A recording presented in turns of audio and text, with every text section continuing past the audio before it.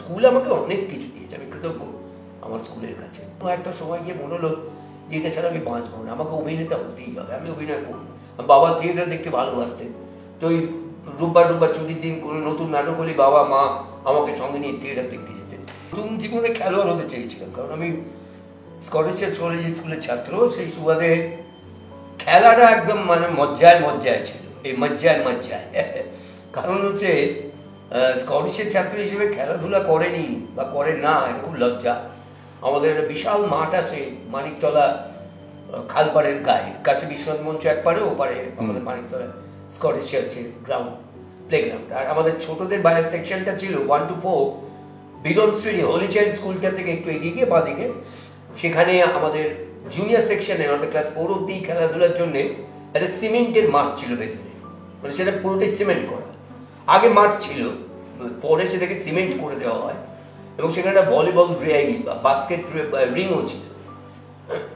তো তার ফলে ওই ক্লাস 1 থেকে, আমি ক্লাস 1 to 11 স্কটিশই পড়েছি, তো ক্লাস 1 থেকে খেলাধুলার একটা ঝোঁক ছিল। At the same time class 4-এ উঠে আমি যখন প্রথম নাটক করতে এলাম, স্কুলেরই নাটকে, মানে স্কুল আমাকে অনেক কিছু দিয়েছে, আমি কৃতজ্ঞ আমার স্কুলের কাছে। ওই ক্লাস 4-এ আমার এই সহপাঠী কাঞ্চন ভট্টাচার্য, সে নেই আজকে আমাদের মধ্যে, বহু আগে চলে গেছে। কাঞ্চনই আমাকে প্রথম মঞ্চে নিয়ে আসে, নাটক করতে নিয়ে আসে। এই ক্লাস 4-এ কী বা বুঝি, নাটকই বা কী, অভিনয় বা কী, কী একটা আনন্দে। আর কাঞ্চন আমার বেস্ট ফ্রেন্ড ছিল, বহুদিন ফ্রেন্ড, একই পাড়াতেও থাকতাম আমরা। তারপর ওকে হ্যাঁ বলে দুজনে মিলে নাটক করতে নেমে গেলাম। এই নাটকের শুরু, সাইড বাই সাইড আমার খেলাটা চলছে। আমি তখন ফুটবল খেলছি, ক্রিকেট খেলছি, হকি খেলছি, ভলি খেলছি ফার্স্ট ডিভিশনে, বাস্কেট খেলছি, কি না খেলেছি, সমস্ত খেলাধুলায় আমি ছিলাম। আর পরবর্তীকালে খেলাটা ছেড়ে দিতে হলো, কারণ আমার হাঁটুর একটু চোট হয়ে গেল। তারপর থেকে খেলাটা থেকে সরে এলাম, কিন্তু আমি অভিনয়টা পাশাপাশি চলছে, অভিনয়টা কনসেন্ট্রেট করলাম। এবং কোনো একটা সময় গিয়ে মনে হলো যে এটা ছাড়া আমি বাঁচবো না, আমাকে অভিনেতা হতেই হবে, আমি অভিনয় করব। তার ফলে তখন অভিনয়টার প্রতি একাগ্র চিত্তে মনোনিবেশ করলাম। তোমার যে যখন খেলাটা আর করতে পারলে না, খেলতে আর পারলে না হাঁটুতে চোটের জন্য, তো তখন মন খুব খারাপ হয়েছিল? প্রথম দিকে হতো, কারণ তখন কি হতো, দৌড়তে গেলেই মালাই চাকিটা একটু ডিসব্যালেন্স হয়েছিল, লিগামেন্টের প্রবলেম হয়ে যাওয়ায় খুব কষ্ট হতো। মানে কোনো কোনো সময় পাটা এত ফুলে যেত, খেলা ছাড়ছিলাম না। পরে বুঝলাম যে না, এই পা নিয়ে খেলতে পারবো না। তো খারাপ লেগেছিল, কিন্তু পাশে তখন অভিনয়টা চলেছে, অভিনয়টা সবাই বলছে আমি ভালো করছি, অনেকেই বলছে।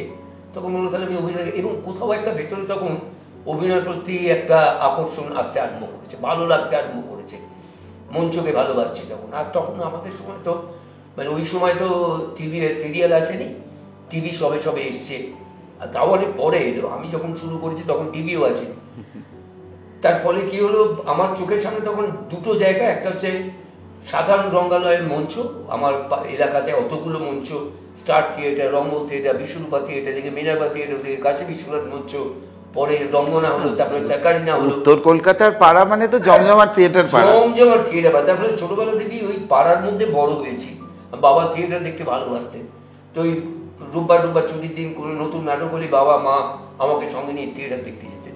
এইটা নেশাটা ধরে গেল। এবং আমার যেটা হতো, আর আমার চোখের সামনে অতগুলো সিনেমা হল, রূপবাণী, শ্রী, উত্তরা, রাধা, ওদিকে দর্পণা, এদিকে মিনার, কি মানে কোথায় আমি আছি, মানে এক একটা দূরত্ব একটু মানে একটা রূপবাণীতে রাখলে আর একটা, বিশেষ করে উত্তরা,